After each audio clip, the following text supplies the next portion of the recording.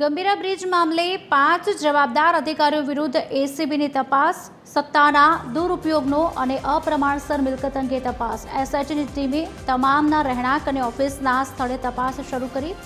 NM Nayakawala કાર્યપાલક ઇજનેર સામે તપાસ, નાયબ કાર્યપાલક ઇજનેર યુસી પટેલ અને આરટી પટેલ સામે તપાસ, જેબી શાહ મદદનીશ ઇજનેર અને કેબી થોરાટ કાર્યપાલક ઇજનેર સામે તપાસ. બ્રિજ બનાવવામાં ગેરરીતિ બાબતે અધિકારીઓની સંડોવણીની તપાસ. ગંભીરા બ્રિજ અંગેનો રિપોર્ટ 45 દિવસમાં સરકારને સોંપાશે.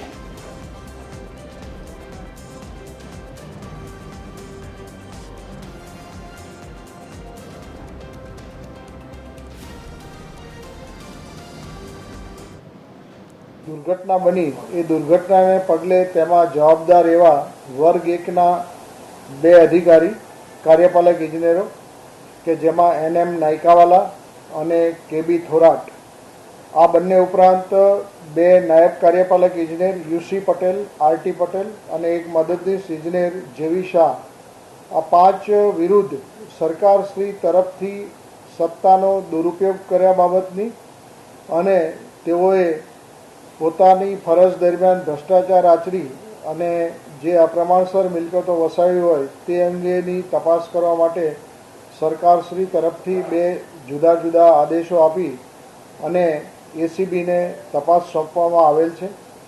આ અંગે એસીબી દ્વારા સંયુક્ત નિયામકશ્રી કે જે ડીઆઈજી કક્ષાના અધિકારી છે તેઓની અધ્યક્ષતામાં એક એસપી અને 4 પોલીસ ઇન્સ્પેક્ટરની એક સ્પેશિયલ ઇન્વેસ્ટિગેશન ટીમની રચના કરવામાં આવી છે અને સ્પેશિયલ ઇન્વેસ્ટિગેશન ટીમ એ આ અંગેની કાર્યવાહી ચાલુ કરી છે.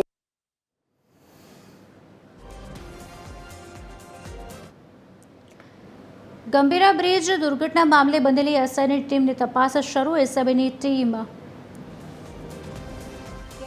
કચેરીએ પહોંચી. એસઆઈટીના સભ્ય પીઆઈ અંકુર પ્રજાપતિ પહોંચ્યા. દુર્ઘટનામાં કામગીરીની જે વિગતો છે તે ગેરી દ્વારા લેવામાં આવી છે અને બ્રિજના સેમ્પલ્સની માહિતી મેળવવામાં આવી છે. ગંભીરા બ્રિજના મટીરિયલ્સના નમૂના પણ લેવામાં આવ્યા છે. સસ્પેન્ડેડ અધિકારીઓની મિલકતોની તપાસ એસઆઈટી કરી રહી છે. આરએનબીના એક નિવૃત્ત અધિકારી પણ એસઆઈટીના સાણસામાં આરએનબીના એક નિવૃત્ત અધિકારી પણ એસઆઈટીના સાણસામાં જોવા મળી રહ્યા છે. ગંભીરા બ્રિજ દુર્ઘટના મામલે બનેલી એસઆઈટીની તપાસ શરૂ થઈ ચૂકી છે. એસીબીની એસઆઈટી ટીમ ગેરીની કચેરીએ પહોંચી છે, જેમાં પીઆઈ અંકુર પ્રજાપતિ પહોંચી ચૂક્યા છે અને તપાસના દોરની શરૂઆત કરવામાં આવી છે. દુર્ઘટનામાં કામગીરીની જે વિગતો છે તે પણ લેવામાં આવી છે અને બ્રિજના સેમ્પલિંગની માહિતી પણ મેળવવામાં આવી છે. ગંભીરા બ્રિજના મટીરિયલ્સના નમૂના પણ લેવામાં આવ્યા હતા. સસ્પેન્ડેડ અધિકારીઓની મિલકતોની તપાસ પણ એસઆઈટી હવે કરી રહી છે. પૂછપરછના દોરની શરૂઆત થશે અને તમામ તપાસ કરવામાં આવશે. ગંભીરા બ્રિજ દુર્ઘટના એક ગંભીર દુર્ઘટના અને તેની જ હવે તપાસ શરૂ થઈ જશે. આરએનબીના એક નિવૃત્ત અધિકારી પણ એસઆઈટીના સાણસામાં આવી ચૂક્યા છે અને ગંભીરા બ્રિજ દુર્ઘટના મામલે બનેલી જે એસઆઈટીની છે તેની તપાસ શરૂ થઈ ચૂકી છે. એસઆઈબીની ટીમ કચેરીએ પહોંચી ચૂકી છે.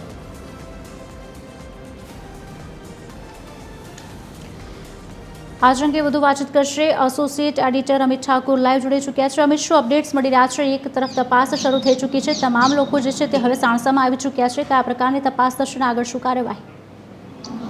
જો ગંભીરા બ્રિજ દુર્ઘટનાના 23 દિવસ બાદ એસીબી જ્યારે તપાસ કરી રહી છે ત્યારે તેમાં એસઆઈટીની રચના કરવામાં આવી છે. એટલા માટે કારણ કે રાજ્ય સરકાર દ્વારા પ્રાથમિક રીતે જવાબદાર ગંભીરા બ્રિજ દુર્ઘટના માટે જે અધિકારીઓને સસ્પેન્ડ કરવામાં આવ્યા હતા, જેમને જવાબદાર ગણવામાં આવ્યા હતા, તેમના વિરુદ્ધ કાર્યવાહી કરવામાં આવી હતી, તેવા નૈનેશ નાયકાવાલા, યુસી પટેલ સહિત 4 જે સસ્પેન્ડેડ અધિકારીઓ છે, કાર્યપાલક ઇજનેર છે, એમાં ડેપ્યુટી ઇજનેર પણ છે, એ તમામ વિરુદ્ધ હવે એસીબીએ ગાડીઓ કસ્યો છે, કારણ કે સરકારે તેઓની મિલકત તપાસવાના આદેશ આપ્યા હતા અને એટલા માટે જ એન્ટી કરપ્શન બ્યુરો દ્વારા આ તમામ જે અધિકારીઓ છે તેમને એક પછી એક બોલાવીને તેમને અત્યાર સુધી વસાવેલી તમામ જે મિલકતો છે તેની માહિતી મેળવવામાં આવતી હતી. પરંતુ ગઈકાલે જ રાજ્ય સરકાર દ્વારા હવે એન્ટી કરપ્શન બ્યુરોની સ્પેશિયલ ઇન્વેસ્ટિગેશન ટીમની રચના કરવામાં આવી છે. 6 સભ્યોની આ ટીમે તપાસ પણ શરૂ કરી દીધી છે અને નાયકાવાલા સહિત ચારેય જે સસ્પેન્ડેડ અધિકારીઓ છે, આ ઉપરાંત જે પૂર્વ અધિકારી છે જેઓ નિવૃત્ત થયા છે R&B માંથી, તેમની પણ તપાસ શરૂ કરવામાં આવી છે. એટલે 5 લોકો વિરુદ્ધ હવે અપ્રમાણસર મિલકતની તપાસ શરૂ કરવામાં આવી છે અને તેના જ ભાગરૂપે આજે એસઆઈટીની જે ટીમના સભ્ય છે અંકુર પ્રજાપતિ સીધા ગેરી કચેરીએ પહોંચ્યા હતા. ગેરી એટલે કે ગુજરાત એન્જિનિયરિંગ રિસર્ચ ઇન્સ્ટિટ્યૂટ. આ જ ગેરી દ્વારા બ્રિજ દુર્ઘટના થઈ ત્યારે તેના મટીરિયલના નમૂના મેળવવામાં આવ્યા હતા બ્રિજના, અને તેના સેમ્પલિંગ કરીને તે લેબમાં મોકલવામાં આવ્યા હતા. ગેરી દ્વારા તે રિપોર્ટ પણ લેબનો જે રિપોર્ટ આવ્યો છે તે રાજ્ય સરકારને સોંપી દેવામાં પણ આવ્યો છે. પરંતુ એસઆઈટીએ જ્યારે આ મામલામાં તપાસ શરૂ કરી છે ત્યારે એસઆઈટીની ટીમ આજે સીધી ગેરી કમ્પાઉન્ડ પહોંચી હતી, ગેરી કચેરીમાં પહોંચી હતી અને ત્યાં અધિકારીઓ પાસેથી એ તમામ માહિતી મેળવી હતી, જેમાં ગેરી દ્વારા અત્યાર સુધી ગંભીરા બ્રિજ દુર્ઘટનામાં તપાસ કરવામાં આવી છે, નમૂના લેવામાં આવ્યા છે, સાથે સાથે જે રિપોર્ટ કરવામાં આવ્યો છે સરકારને તે અંગે પણ માહિતી એસઆઈટી દ્વારા મેળવવામાં આવી છે.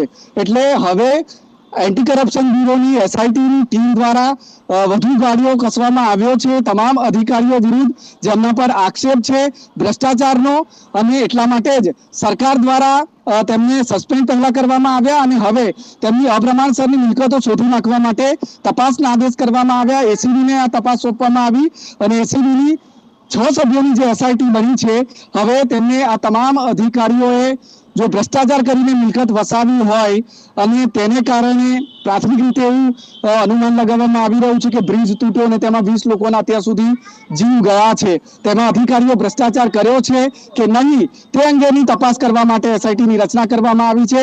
તેમની તમામ સંપત્તિ મિલકતોની તપાસ કરવામાં આવી રહી છે અને એટલા માટે જ્યારે એસઆઈટીની ટીમનું ગઠન કરવામાં આવ્યું છે આજથી એસઆઈટીએ તે તપાસ શરૂ પણ કરી દીધી છે અને એટલા માટે જ આજે એસઆઈટીના એક સભ્ય જે પીઆઈ છે અંકુર પ્રજાપતિ ગેરીની કચેરીએ પહોંચ્યા હતા અને તમામ જે માહિતી ગેરી દ્વારા અત્યાર સુધી બ્રિજ દુર્ઘટનામાં મેળવવામાં આવી છે, જે તપાસ કરવામાં આવી છે તેનો નાતો આ અધિકારીઓ સાથે છે કે નહીં તે તમામ તપાસ કરવામાં આવી છે, તે કડીઓ પણ જોડવામાં આવી રહી છે અને એટલા માટે જ હવે જ્યારે એસઆઈટીએ તપાસનો ધમધમાટ શરૂ કરી દીધો છે ત્યારે સ્વાભાવિકપણે 4 સસ્પેન્ડેડ અધિકારીઓ અને એક નિવૃત્ત અધિકારીની મુશ્કેલી વધી શકે છે.